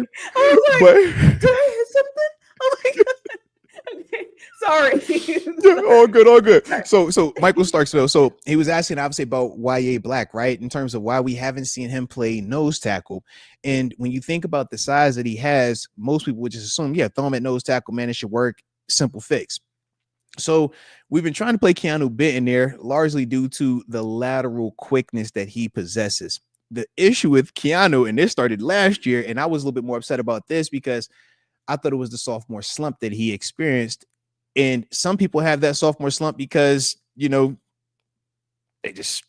decline. Others is like, I'm like, yo, were you almost like reading your press clippings? Because everybody was so high on him year one. He came back year two and he played very high. And you saw him give up a lot of movement. And it looks very much like we're seeing in these first two games. And that's one of the things that when I look, I'm like, year one, you never played like that. You were a lot more consistent in terms of being flat back, low pad level, shooting out. Now it's almost like you've made enough plays that you're searching for the play versus going through your job. And they're two different things. When I see D lineman up high, it's like you're trying to see where the ball is. You're trying to see, is this a pass? Oh, is this the play right here? Versus you look at Cam and it's, man, flat back. I'm reading the line. I'm reading his helmet via the neck. If we're down, I'm off of his butt. If he's at me, okay, it's drive block. I'm playing that. If it's the combo, I'm gonna fight one of these dudes. I'm gonna, get skinny. And the play will naturally happen. But those are two different mindsets. And it's like, you don't fault the guy, but you have to let a guy know that, hey, man, you're hurting us more than you're helping us. And it's also the same thing that we talk to at times with pass rushers. And our pass rushers, because of the success that they have getting the quarterback, this is part of the downside versus the run game. You'll see them trying to get sacks on run plays because the quarterback's booting and they want to go up there, but we don't look and say, oh, why is, the running back hitting this off the edge? We'll look and say LBs, Patrick Queen, Peyton Wilson, or interior D lineman, what's going on with you guys? And it's like, hey, bro, it ain't them. it's that. But you know what that is. So it's like you live with this, so to speak. But to me, in terms of why they don't put YA Black at nose tackle right now, it's the lateral quickness part. Watching him in the first two games, whenever he's been reached, that's been it. It's guys beats him over there. but that will get better with him in terms of eyes, in terms of hands, in terms of getting out of his stance. But you assume that because Keanu Benton has already had success at this level, he's already shown you that he can do. We call him the dancing bear because, like, yo, his feet are that quick. So it's like, man, you just got to get back to have a better pad level and be more consistent. That's the thing that makes Cam. And typically, to me, Benton is a bigger nose. You typically want those dudes a little bit shorter because they got the lateral quickness. They're usually like, I mean, we talk about the Casey Hamptons, the Vince Wilforks of the world. Even Tyson Aluwalu was considered a bigger nose tackle at 6'3", 6'4", but it's like, it's hard. 6'6" you ain't going like that. Think about Zach Frazier. Zach Frazier isn't as big as Broderick, but Zach Frazier is going to laterally be quicker. He's going to laterally be able to get to certain spots. So when we're talking about that nose tackle element, if you're late, you're reached. And if you're reached, now my LB has to play front side every single time. Yep. Because if he don't, I'm gonna have two guys in one hole, which isn't good. And now we get the Kenneth Walker element, right? That play is gonna haunt me until something else happens. No, rightfully so. Trust me, I was pissed when I seen that. I rarely feel the urge to want to like cut off the game. And watching that play, I was just like, bro, what are we doing? Like, I was pissed with it. It was like almost like a disgust of like, bro, y'all ain't even work. Like, y'all are better than this. We not even about to do attention. I felt let down. Yeah, I felt like, I'm like, why did we do that? Like, I think I literally said, like, why did we do that? Like, my feelings were hurt because I'm just like, what was that? And that's for sure how I was feeling walking out of that thing. But I will say this though, in terms of YA Black, if Keanu Benton continues to not be consistent with his pad level, you can only go to that well so many times. You got to rotate him. And then it's going to be, okay, YA Black, you're going to get an opportunity and we'll see. And we always say, man, I don't look at any opportunity as a negative. I look at it as, man, this is a great chance for you to prove that you can do it. But we know if it goes wrong, some people will use that as, oh, man, you're playing him out of position. I never complained about Broderick at right tackle because it's like, yo, you're giving this dude opportunity to play. You're giving this guy opportunity to get on the field. Caleb Johnson, the kickoff return, you're giving this guy opportunity to get on the field. You can sit there and wait for your natural spot, or you can say, man, I've made it to this level because I'm nice. And if I'm nice, it don't matter where you play me at, I'm nice. And that's supposed to be the mindset, right? Yeah, Mr. Starter. Yeah. You're like, if you put me out there, I'm good. Okay. Listen, I can still suit up a linebacker. Okay. Like, put me out there. but the problem is this. We've already talked about this. When you make it to this level, you've kicked so much butt. Your ability to always feel confident in any scenario is because it's like, yo, Caleb Johnson has overcome so much to get to this level. Derek Carmen has kicked so. YA Black has been murdering people since high school. Like, I shouldn't say murder. I'm sorry for that. You're right. It's not that shit. He's been physical and really productive against people. It's a football show. Sorry. You know, sorry. Yeah. I'll apologize. We got to be sensitive. I'm with you. All right. My bad. Sometimes. But these dudes, the amount of success, like, you just go look at YA Black's high school statistics. Go look at what he did at Iowa. And it's like, that dude was a beast. Yeah. But this is the difference. This is levels to it. That's what we said. Like, at this level, everybody was all world. So if you're not going to play to the best of your ability every single time, and technique every single time, and mentality every single time, you're playing with fire. Because it's dudes at this level that say, man, my kids don't eat if I don't win every rep in the 6 technique. So there isn't a tight end that could block me. My kids don't eat if I don't whoop every single running back that tries to block me in pass pro. We would have a saying, beat them or hurt them. And what I mean by that is you beat them with the move, or you hurt them by running smooth over them, right? It's the mentality. We don't take L's. So that's the part where we're looking at. It's like, man, we have to have that when you're out there. And those guys have that. But you also have to understand that you're not the only players that have that mentality. Correct. So if you know that they have that as well, you're doing yourself a disservice by not showing up prepared, by not showing up fast, by not having all of these things in order. And that's the part where we say we don't make excuses. We're not seeking comfort. We're seeking solutions. Seeking comfort. Where's the Coach Tomlin, man? You're looking for excuses. You're finding ways to minimize your role. You're complaining to people that can't help your problems, or you complaining to people that are actually glad you got those problems. That's true. Right? Yeah. You seeking comfort. You want somebody to make you feel good in the face of adversity. And at this point, it's just not good enough. So it's like, we ain't got time for that. Yeah, there's something. Find a solution. What's the solution? Block, tackle, catch the things you're supposed to catch offensively and defensively, right? We know this. It's nothing earth shattering right now. It's just the basics. We holler about the basics. Catch the ball. Run the ball in the hole when the offensive line creates it. Defense, if you have the A gap, stay your butt in the A gap. If you're LB and you got the B gap, keep your butt in the B gap. If somebody comes to you, tackle him. Come on, man. Tell me, my dog TG. And you have to go find the ball. Like this is we're not talking about physics. We're talking about the basic level of the game. Like, look, TaNeisha, are you ready? Before me and TG got off yesterday, my man literally says, yo, they need a players only meeting. You know why we say players only meeting? Players only meeting is very different than a coaching meeting. It's very different. All right, coach meeting is like, yo, we're screwing up X and O's. All right, we got issues, and coach has to like direct us. The players only meeting is, hey, bro, it ain't nothing to do with what they doing. They got what they doing. We tripping, bro. It's us. And if you play us long enough, you've had a player meeting or two. Okay, you've had them. All right. This is part of it. And we would say, man, it goes one of two ways, right? Now, granted, we don't know if those dudes did that this week or not, but typically it goes one of two ways. You don't do multiple player meetings. It's like, you decide once. But it's like, man, typically after that players only meeting, it's like either dudes going to come together and go in the right direction. That's what we did. This would have been 2015. No, it was the 15 or 16 season, the year where we have the Miami Dolphins, 16. Because Miami Dolphins, Jay Ajayi go for 200 down there in Miami, right? And that was right after we got whooped by Philly, Carson Wentz. And we had to have one of those player only come to Jesus meetings. And you rally off 10, 12 wins in a row. And it's like, what happens? Most of the time you try to get out that first month before you start having those meetings because it's like, we ain't panicking. We get it.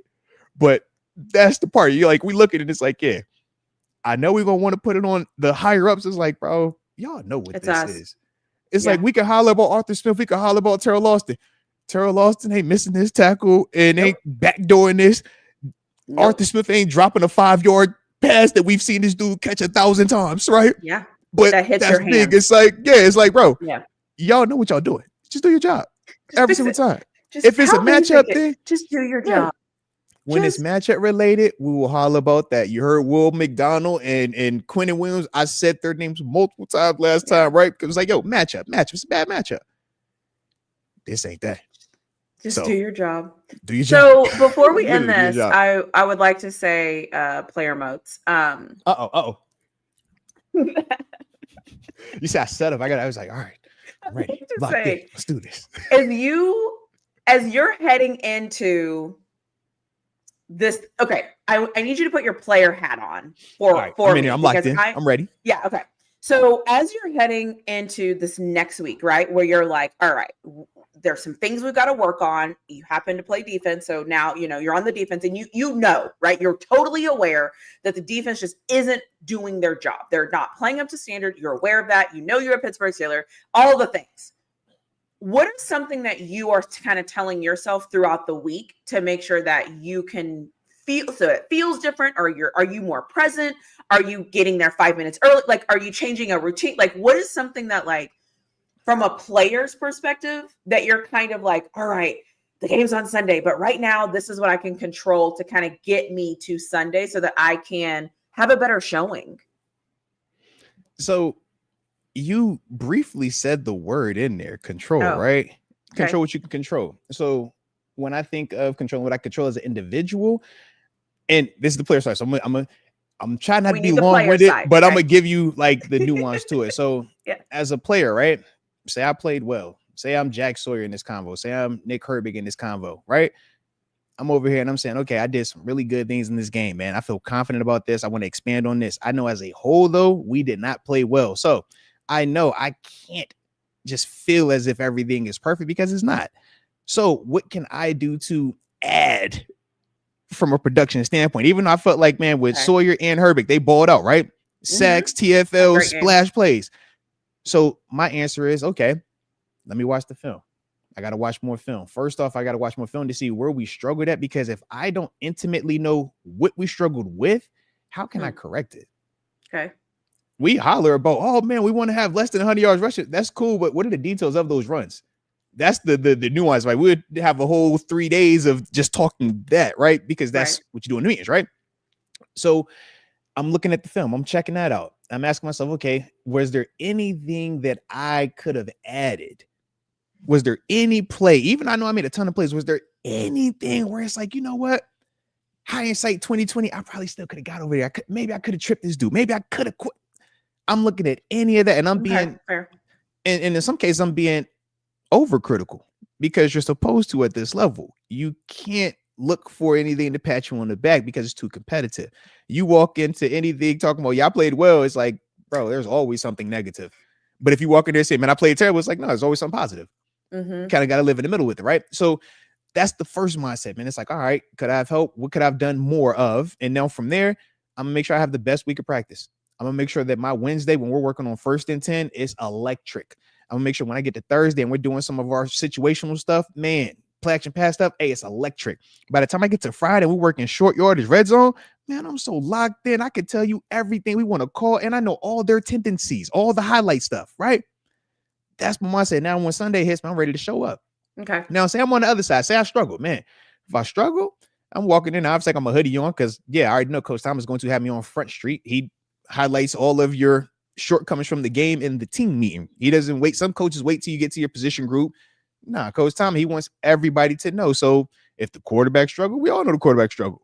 You hear me when I tell you some of the details of the conversation and like the coach points? I'm telling you because it's like, I've heard him coach how to catch a kickoff. I've heard him coach how to down certain things. I've heard these guys coach this up verbatim, word for word, in the big meeting room while also being in the little room with him too. And it's like, God, dog, like we had all these details. Like to say you didn't know, you are lying to yourself if you in Pittsburgh, because I know for a fact you're getting the message. For a fact you get it multiple times. You might not have wrote it down, but that's on you. So say I played bad. So if I play bad, I'm on this thing, like I said, hoodie on, because I'm like, dang, all right, I got to survive this first meeting.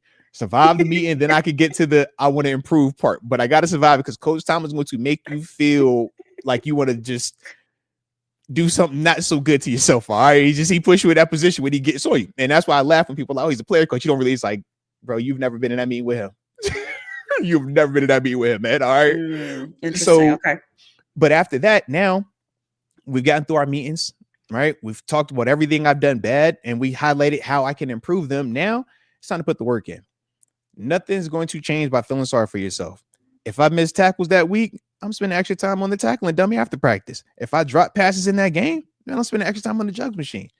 Man, if I blew a call, man, I'm making sure that I am the loudest and I'm over communicating everything, whether it's in the meeting, in the walkthrough. Heck, when we're walking in the locker room and we're in that long hallway before we get outside to the double doors of the glass and the cameraman's like this and we all flick up.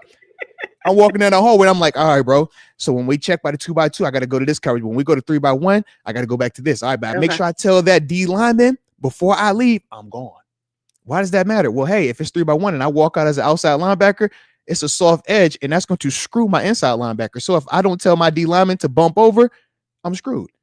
But nobody's going to know that except me and my position coach and the D lineman and the linebackers coach.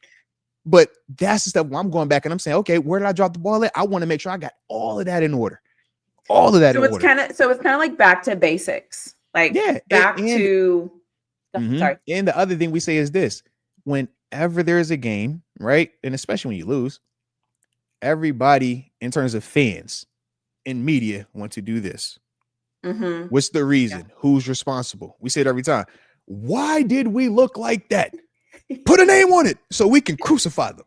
It's Caleb Johnson. Oh, it's not Caleb. All right. It's Calvin Austin. It's not. It's Pat Frapp. It's that Coach Tomlin. That's who it was. And we're like, that's how you divide. Yeah, if you want to divide, sure. It's not a video game. You're not going to divide and conquer. You just divide and lose. So at this level, we say, man, we point the thumb. I don't care if I had the best game of my life. I know I dropped the ball somewhere. I know it's something I could have done better to help us out. So it doesn't matter who you are when you're a part of the team at that level. That's the mindset. So it doesn't matter who you are. You're all saying the same things. What can I do this week to make us better? What can I do this week? And I trust that my brother has the same mindset. I trust that my coaching staff has the same mindset because we're the Steelers. Yep. We're not here if we don't have that mindset. And that's why we say we know who we're bringing in.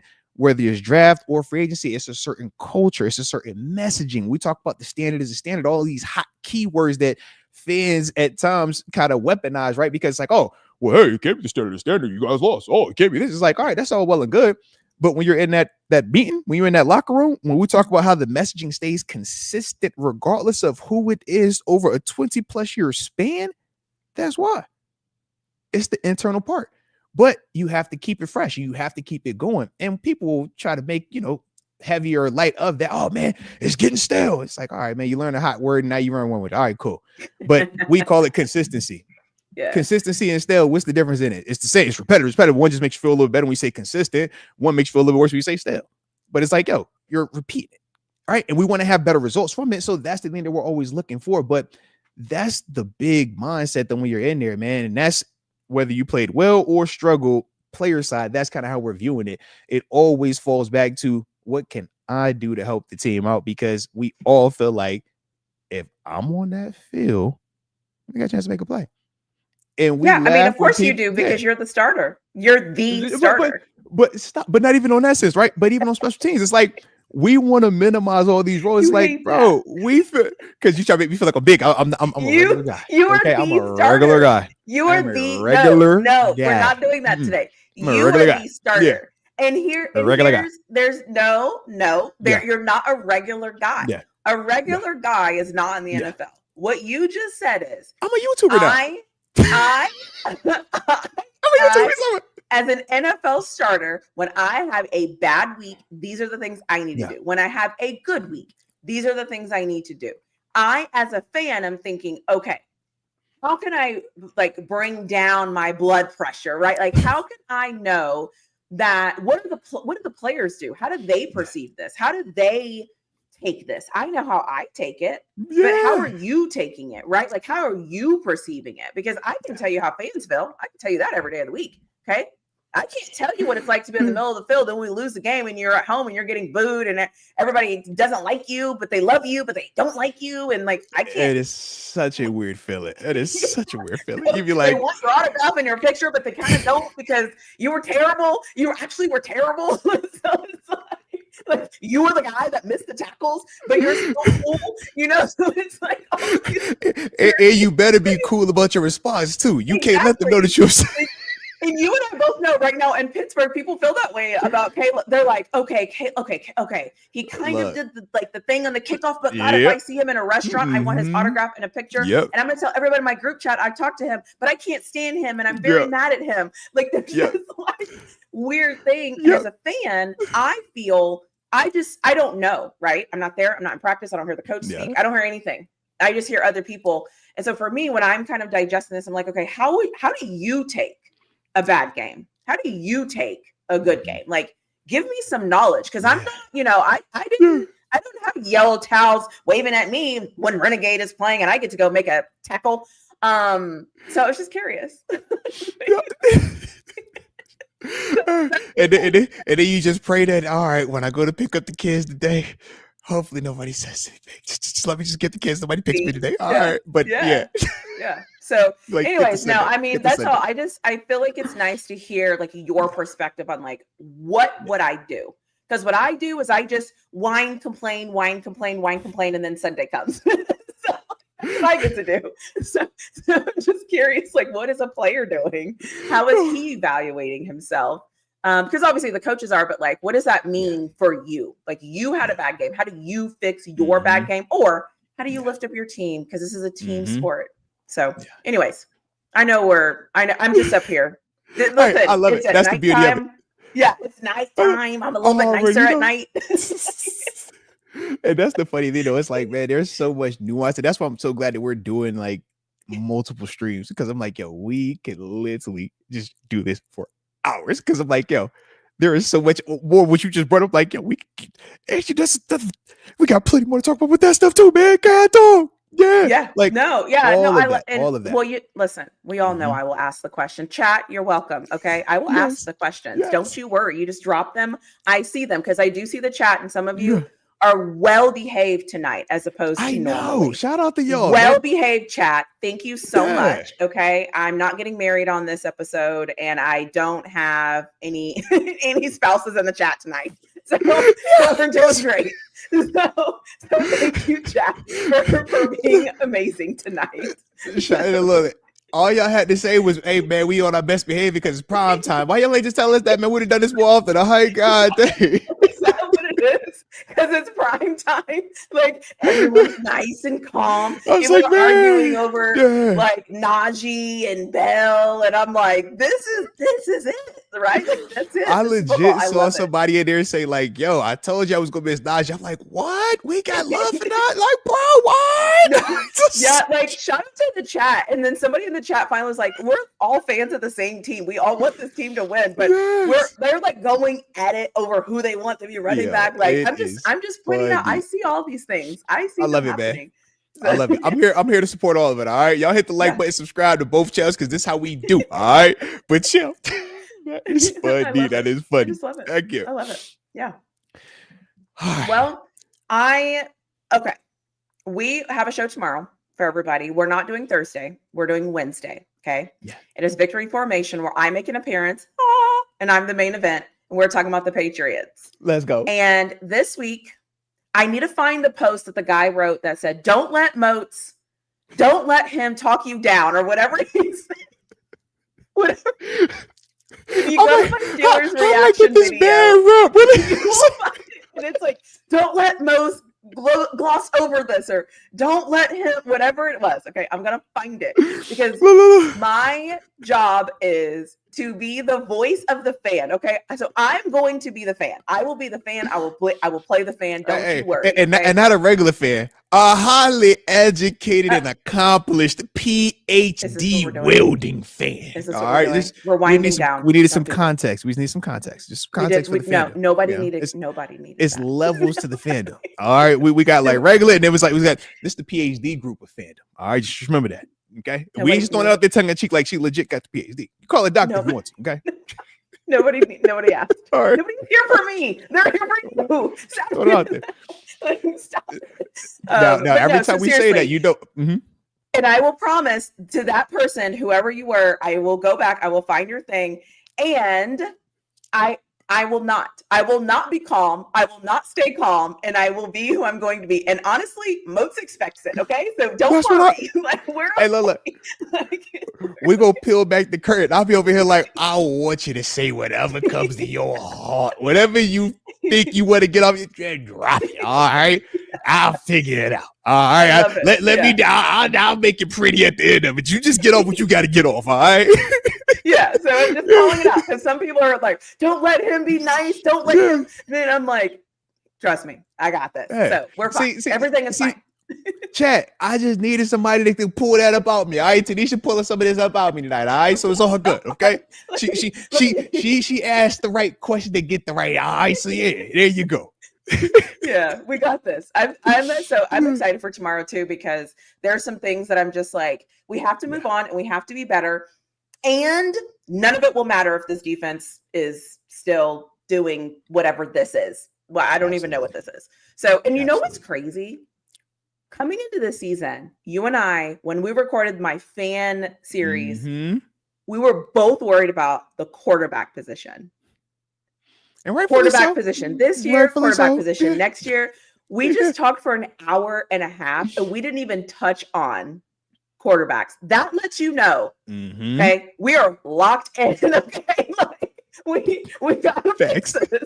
Like, there's priorities. There's priorities right now. We gotta focus. Okay, for the people who will be in the comment section after this is over, and we'll be like, y'all didn't talk about so and so. He played. We know. Okay, give us a minute. We got to the root of it. All right.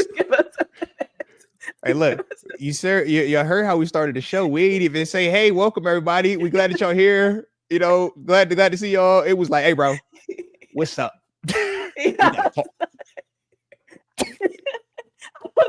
We lived in our fears. It's a long day. We lived in our fears. That's legitimately how I started the show. I don't care what anybody says. We lived in our fears. Like, let's fix it. Anyways, yeah. Now everybody's trying to think of their PhD jokes. Thank you very much. I was gonna say, hey, look, keep it clean. But y'all know she back tomorrow. All right, guys. The PhD will be returning tomorrow, so save all of it for then. All right, drop it all then. Okay, the PhD is back. Okay, she's back. Okay. I love that. I love it. But I was saying, but with that being the case, did you have anything left on the back end, man? Because other than that, ready to go ahead and put the bow on this thing, and we ain't here tomorrow. I can't wait. Time to turn it. Let's go. So hopefully y'all enjoyed it. And if you all did, make sure you hit the like button on both channels and subscribe to both channels. And also join both memberships on both channels as well. All right. Yeah. I'm learning from you. All right. I'm learning. You be shouting them out. Okay. So make sure y'all tap in on both of them. Do you have the link? Okay. All right. So look. Keep going. We're working on that. All right. So look. When in doubt, y'all know how to go back to everybody to my home YouTube page, her home YouTube page, and this is a beautiful place to say join. All right, click on that. I will start moving forward. I'll have the link for us, and we will just you know we'll both say it. I'll just drop it, and it'll be like we planned it. I was feeling good. All right, I was like, you know what? Let me just throw it out there. Yeah. I thought, I like it. Look at you. Okay, improvement. You know why you're improving? Because I'm hanging with a PhD person. Because I'm with a person with a PhD. Because you are the starter. Everyone watch these techniques. Watch these techniques, okay? See, we started in one spot. Preparation. Oh, no. Oh, I'm going there. We started in one spot, right? Now you get TG visually, okay? You see that improvement? We got to improve perimeter. You see these borders improved? You see? He's improving. He's a starter. He's a starter, folks, for the Pittsburgh Steelers. You're funny. Here we go, Steelers. One of these days, I'm going to get a PhD. I'll probably just dream about it, but one of these days, I'm going to get one of my... What of these things? Hey, you know what? You're a Pittsburgh Steeler. You might be able to go somewhere and ask them for an honorary. That's how important you are. When that happens, if that happens, for sure, we coming back to this episode right here and be like, yo, you won. For sure you won, all right? But until that happens, no. But until that happens, no, I'm just here. All right. I'm a guy that gets to stream on occasion with a person that has a PhD. So with that being the case, we feel great about it. And like I said, hopefully y'all feel great. So we good. And we're going to do this again tomorrow. TaNeisha, appreciate you as always. Though you already know this, man. And we can't wait to do this again. Can't wait to do this again. So with that being the case, like I said, that will be it. But hopefully y'all stay safe out there. Have a good night's sleep. And until next time, baby. Peace. Bye.